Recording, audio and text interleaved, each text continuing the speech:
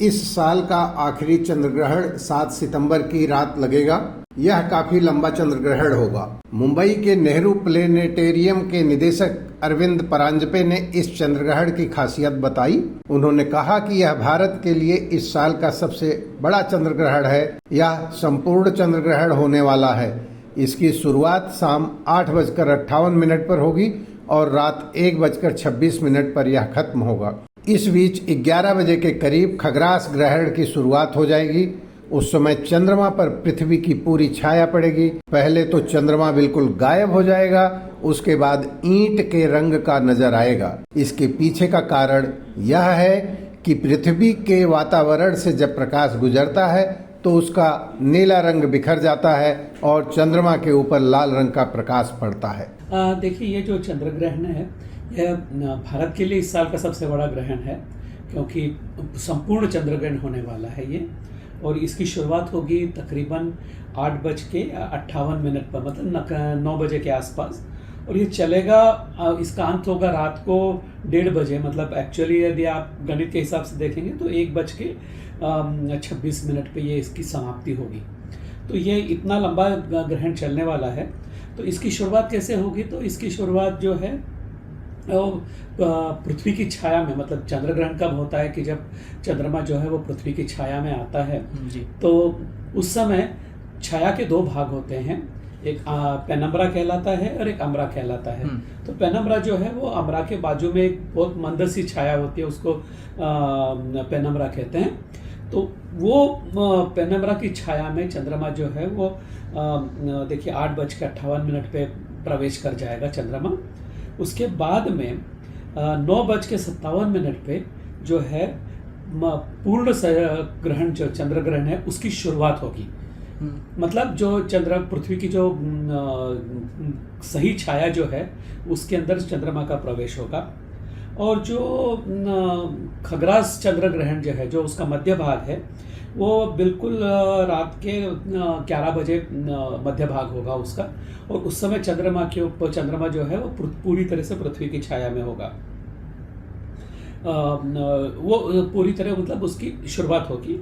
और जो चंद्रमा का जो मध्य भाग है, मतलब जो मिडिल पोर्शन है, वो जो है वो 11:42 पे मिडिल होगा, मतलब मध्य में आ जाएगा। तब तो वो मतलब पूरी तरह से चंद्रमा जो है वो पृथ्वी की छाया में होगा।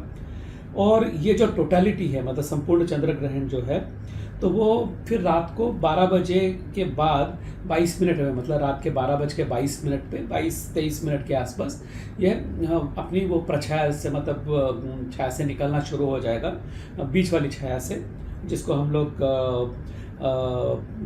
टोटल इक्लिप्स कहते हैं, वो शुरू हो जाएगा। उसके बाद में इसकी जो पार्शियल फेज है शुरू हो जाएगी, वो होगी 1:26 पे।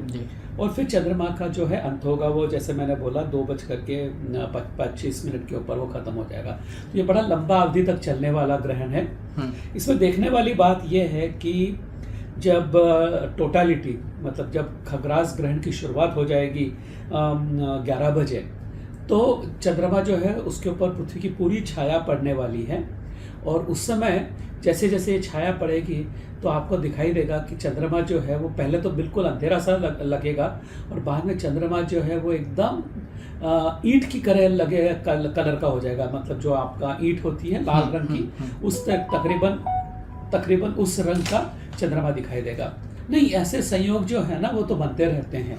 मतलब यह कोई बड़ी रेयर घटना नहीं है, मतलब ये बनते रहते हैं संयोग। 3 साल पहले भी हुआ था एक बार, हमारे क्या कहते हैं उसको, ब्लू मून भी हुआ था। तो ये तो होते रहते हैं। ध्यान में देने वाली बात यह है कि किसी भी एक साल में आपको ज़्यादा से ज़्यादा 7 ग्रहण हो सकते हैं। उसमें से कम 2 तो सूर्य ग्रहण होने वाले हैं, और कम से कम 2 होते हैं, वो दोनों जो हैं वो सूर्य ग्रहण होते हैं। उसके बाद में बाकी चंद्र ग्रहण और सूर्य ग्रहण होते रहते हैं। अब चंद्र ग्रहण और सूर्य ग्रहण में भी आंशिक होता है, संपूर्ण होता है। तो ये जो है ये चंद्र ग्रहण जो है तो संपूर्ण चंद्र ग्रहण है। और इसको जो मैंने कहा कि जो एक लाल रंग का नज़र आएगा, उसके पीछे का कारण ये है कि पृथ्वी के वातावरण से जब सूर्य का प्रकाश जाता है तो उसका जो नीला भाग है प्रकाश का वो बिखर जाता है और चंद्रमा के ऊपर लाल रंग पड़ता है। तो वो एकदम आपको लाल रंग का नज़र आता है। इसके बारे में मैं आपको बता दूं कि कई साल पहले मुझे लगता है सबसे बढ़िया चंद्र ग्रहण जो मैंने देखा था 93 में 1993 में, कि शायद वही साल रहा होगा कि उस समय इंडोनेशिया में एक ज्वालामुखी फटा था। तो उसकी जो धूल था ज्वालामुखी का, वो अपने वातावरण में छा गया था। तो मुझे याद है कि कुछ मिनटों के लिए ऐसा लग रहा था कि मानो आसमान से चंद्रमा गायब ही हो गया हो। वो बहुत बढ़िया चंद्र ग्रहण मुझे याद है। सूर्य ग्रहण के समय तो आपको रखना ही पड़ता है कि आपको किसी काले कागज, मतलब जो विशेष तौर से जो फिल्टर्स बनाए जाते हैं उसी से आप सूर्य ग्रहण दे सकते हैं। पर चंद्र ग्रहण के बारे में बिल्कुल ऐसा नहीं है। एकदम उसकी रोशनी कम होती रहती है, बहुत ज़्यादा कम है, तो आपको कोई तरह की एहतियात बरतने की ज़रूरत नहीं है। और जो एक मिथ्या आपने कहा, मिथ है आपने कि भावना है, धार्मिक भावना है, तो उसमें मैं ये कहूँगा कि कुछ लोगों की धार्मिक भावना है, मैं उसके बारे में कुछ नहीं कहना चाहूँगा। पर विज्ञान के तौर पे मैं आपको बता दूं कि अब मैं 65 भी क्रॉस कर गया हूँ। अपनी पूरी ज़िंदगी में पता नहीं मैंने कितने सारे चंद्र ग्रहण देखे हैं, और 7 मैंने खग्रास सूर्य ग्रहण देखे हैं। अच्छा, और ये भी बता दूं कि 80 के ग्रहण जब हमने देखा, खग्रास सूर्य ग्रहण, तो उस समय मैं तो कॉलेज में था।